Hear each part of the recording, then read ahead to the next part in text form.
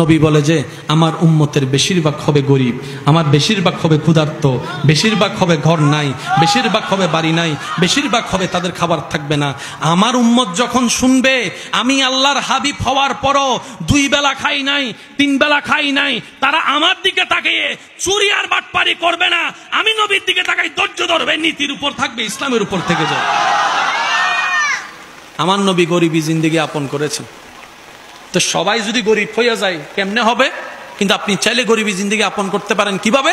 আপনার ঘর আছে, বাড়ি আছে, সব আছে, সব আছে, কিন্তু আপনার এই দিলটাকে সবসময় গরিব রাখবেন। কিরকম গরিব? আপনার দিলটা যেন গরিবদের সাথে থাকে, অসহায়দের সাথে থাকে, অভাবীদের সাথে থাকে, তাহলে আপনি সেই নিয়ামতটাও পাবেন। বলেন না সুবহানাল্লাহ? আর একটু জোরে বলেন না সুবহানাল্লাহ?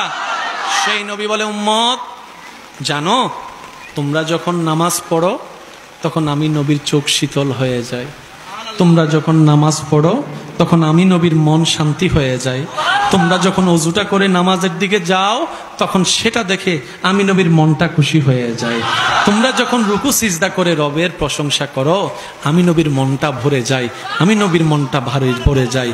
উম্মত কুররাতু আইনি ফিস সালাত, যাই করো যেভাবে করো, যতই ব্যস্ত থাকো ফাঁকে ফাঁকে নামাজটা একটু আদায় করে দিও, নামাজটা একটু আদায় করে দিও।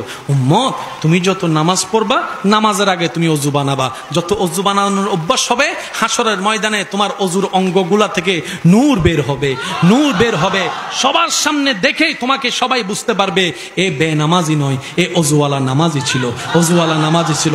উম্মত যতটুক পারো নেক আমল করে কবর হয়ে হাসরে আসতে পারো কিনা দেখো।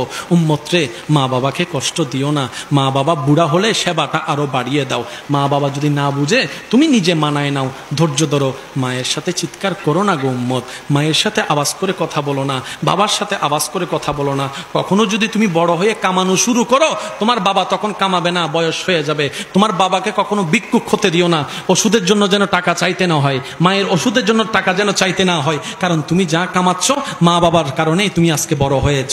সুতরাং মা বাবা হ্যাঁ বলার আগে তুমি মা বাবার কাছে হাত খরচটা দিয়ে দাও, হাত খরচটা দিয়ে দাও। সুবহানাল্লাহ। তুমি মা বাবার কষ্টের সন্তান হইও না, অভিশাপের সন্তান হইও না, বড়দের কাছ থেকে বদদুয়া নিও না, ছোটদের কাছ থেকে কষ্ট নিও না, শিক্ষকদেরকে কষ্ট দিও না, বউকে কষ্ট দিও না, স্বামীকে কষ্ট দিও না, এই জবান দিয়ে প্রতিবেশীকে কষ্ট দিও না, প্রতিবেশীকে কষ্ট দিও না। কারো থেকে টাকা নিলে সময়ের আগে টাকাটা পরিশোধ করে দাও। কেউ যদি জায়গা পায় তোমার জায়গা থেকে, সেখান থেকে জায়গা তার হকটা তাকে দিয়ে দাও। বান্দারে, উম্মত রে, নবী বলে উম্মত কোন রকম ঈমানটা নিয়ে আমল কম থাকলেও হাসরে আয়, রবের দরবারে তোর পক্ষে সিজদা করে আমি তোকে জান্নাতের ব্যবস্থা করে দিই। সত্যি করে একটা কথা বলেন, জান্নাতে যেতে গেলে সওয়াবের দরকার আছে না নাই? জান্নাতে যেতে গেলে কি গুনাহ বেশি না সওয়াব বেশি দরকার? ভাই একটু জোরে বলেন, আরো জোরে বলেন। এই আওয়াজটা যতটুক যাচ্ছে মাইকেল আওয়াজ, গভীর মনোযোগ। জান্নাতে যেতে গেলে সওয়াবের দরকার আছে না নাই? গুনাহ বেশি না সওয়াব বেশি? আর জাহান্নামে যখন যাবে তখন কি সওয়াব বেশি না গুনাহ বেশি? তাহলে গুনাহ বেশি মানে জাহান্নাম, সওয়াব বেশি মানে জান্নাত। এটা হচ্ছে সোজা হিসাব। আমাকে সবাই নামে চিনেন, আমার জীবন জানেন না। আমি আপনাকে চেহারায় চিনি, আপনার জীবন জানি না, কিন্তু যার যার জীবন তো শেষে জানে। এবার আমি মোকারম বাড়ি, আমার সজ্ঞানে মনে হচ্ছে আমার জীবনে সওয়াবের তুলনায় গুনাহ বেশি, কারণ আমরা মানুষ একটা ভালো কাজ করলে 10টা খারাপ কাজ করে বসে থাকি। কাউকে দান করে সওয়াব কামাইলেও সারা জীবনভর খোঁড়া দিয়ে দিয়ে সওয়াবগুলোকে শেষ করে দিই।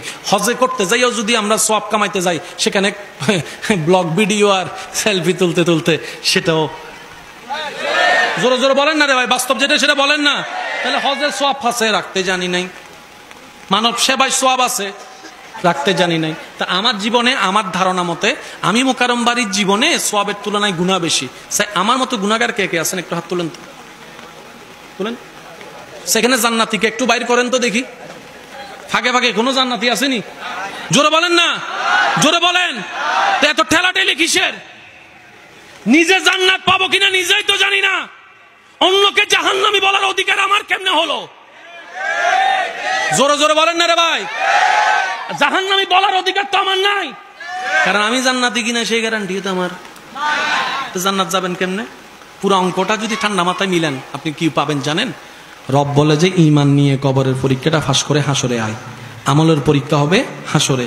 তোর যদি কমও থাকে আমি রহমান আছি, তোর যদি কমও থাকে আমি রহিম আছি, তোর যদি কমও থাকে আমি গাফফার আছি, তোর যদি কমও থাকে আমি কাদির আছি, তোর যদি কমও থাকে আমি যদি বেশি রাগও করে থাকি তুই তারপরও টেনশন করিস না। ওয়ালাউ আন্নাহুম ইযলামু আনফুসাহুম জাউকা ফাস্তাগফিরুল্লাহ ওয়াস্তাগফারা লাহুমুর রাসূল লাওয়াজাদুল্লাহা তাওয়াবার রহিমা। তোদেরকে জান্নাতে দেওয়ার জন্য আমি তোদের নবী রাহমাতুল লিল আলামিনকে রাখছি, ওনাকে বলবো সিজদায় পড়তে, ওনার দিকে তাকাই, ওনার সিজদার দিকে তাকাই, তোদেরকে আমি জাহান্নামে থেকে জান্নাতে দেব। আল্লাহ চায় প্রত্যেকটা বান্দা জান্নাতে যাক, এই কথা মাথায় রাখেন। আল্লাহ চায় না কোন বান্দা জাহান্নামে যাক। এরপরও যদি আমরা জাহান্নামে যাই, সিরিঙ্গে বাসায় এই হই দিবে এদি ওখানে বড় করে হওয়া ভাই কি ফুরা হওয়াল আর মতো অবাগা আফসোস। আল্লাহ আমাদের সবাইকে একটু বুঝার তৌফিক দান করুন।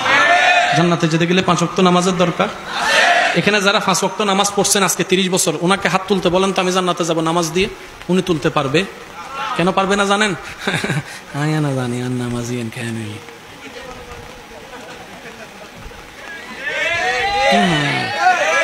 আয়া না জানি আর নামাজিয়ান নামাজত ফতমরা হাতত কি মনত গজি না আয়া না জানি আর বউয়ে কি না আর উন্নি নে বড় ভাইয়ের নামাজও ছোট ভাই কি জানে না, কথা বলেন ঠিক কিনা? তারপরও নামাজ ছাড়া যাবে, কারণ নামাজ পড়লে বান্দা খুশি হয় কে? নামাজ যখন উম্মত পড়ে খুশি হয় নবী রাহমাতুল লিল। নামাজ ছাড়া যাবে, নামাজ যেরকম নামাজের সাথে বন্ধুত্ব করতে হবে, আজকে থেকে এই কথার সাথে একটা কথা যোগ করেন, নামাজের সাথে বন্ধুত্ব যেরকম করতে হবে বাধ্যতামূলক, এই নামাজটাকে কোয়ালিটিফুল বানানো আমাদের দায়িত্ব। এই নামাজকে ফুল বানাইতে গেলে আমাদের কয়েকটা জিনিস লাগবে, একটু খেয়াল করবেন। ধৈর্য, সহ্য, নম্রতা, ভদ্রতা। ধৈর্য, সহ্য, নম্রতা, ভদ্রতা। পাই না পাই শুকরিয়া আলহামদুলিল্লাহ, সর্বদা ইস্তিগফার আর নবীর উপর দরুদ। এই 7টা কাজকে যদি বন্ধু বানাইতে পারি, এই নামাজের রং শুরু হবে, এই নামাজে আলো শুরু হবে, এই নামাজে পরিবর্তন শুরু হবে। তখন এই নামাজটা ইন্নাস সালাতা তানহা আনিল ফাহশায়ে ওয়াল মুনকার আয়াত হয়ে যাবে আপনার জীবনে। আজকে থেকে যখন ইনশাআল্লাহ মসজিদ থেকে আজান আসবে, আমরা যে অবস্থায় থাকি, যেখানেই থাকি, নামাজ পড়ার চেষ্টা করব। সবাই বলি ইনশাআল্লাহ। মসজিদে আসার সর্বোচ্চ চেষ্টা করব। যদি না পারি নামাজ গ্যাপ না দিয়ে যেখানে পারি ইনশাআল্লাহ বলি। কাকে খুশি করার জন্য? জোরে বলেন কাকে? আর একটু জোরে বলেন কাকে?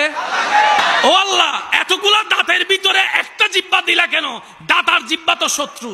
রব বলে যে এতগুলা দাঁতের ভিতরে যেভাবে তুমি জিহ্বাকে বাঁচাই রেখে চলার চেষ্টা করো, এই জিহ্বার কথাগুলাকেও সেভাবে মেপে বলবা যেন আমার বান্দারা মনে কষ্ট না পায়, আমার বান্দারা মনে কষ্ট না পায়। তুমি যেরকম দাঁতের ব্যথা থেকে তোমার জিহ্বাকে হেফাজত করে রাখো, তুমি যদি তোমার জিহ্বার এই কথাগুলোকে হেফাজত করে রাখো, তোমার যৌনাঙ্গকে হেফাজত করে রাখো, নবীর হাদিস মোতাবেক জান্নাত তোমার জন্য হয়ে যাবে। আমরা বেশিরভাগ মানুষ হাসরের ময়দান আটকে যাব। আপনি, আমি, আমরা সবাই, পুরুষ নারী, মনে রাখবেন আমরা বেশিরভাগ মানুষ হাসরে আটকে যাব শুধু একটা কারণে, নরম দেবাজি কিন্তু ইবে যে গরম, সামান্য কান হতা হইয়া বরফ গোমান জোরে স্টোক করে ফেলাই দিয়ে জোরে জোরে জোরে বলেন না। সেজন্য জিহ্বা যার হেফাজত, তার দিন অর্ধেক পরিপূর্ণ হয়ে গেছে। সেজন্য নবীজি বলেছেন, হে আমার উম্মত, যদি জান্নাত পেতে চাও, রবের রহমত পেতে চাও, আক্কিফুল লিসান, যত কম কথা বলবা তত তোমার জন্য ভালো। আপনি খেয়াল করে দেখেন, ঘরে যে বেশি কথা বলে জামিলা তার জন্যই বেশি হয়। যে যত চুপ থাকে, সয়ে যায়, অত্যাচার হয়, তার উপর একটু জুলুম হয়, কিন্তু দিন শেষে জয়টা তার নামেই চলে আসে। কারণ কি? ইন্নাল্লাহা মা'আস সাবিরিন, ধৈর্য যে ধরবে রবের রহমত তার সাথেই থাকবে।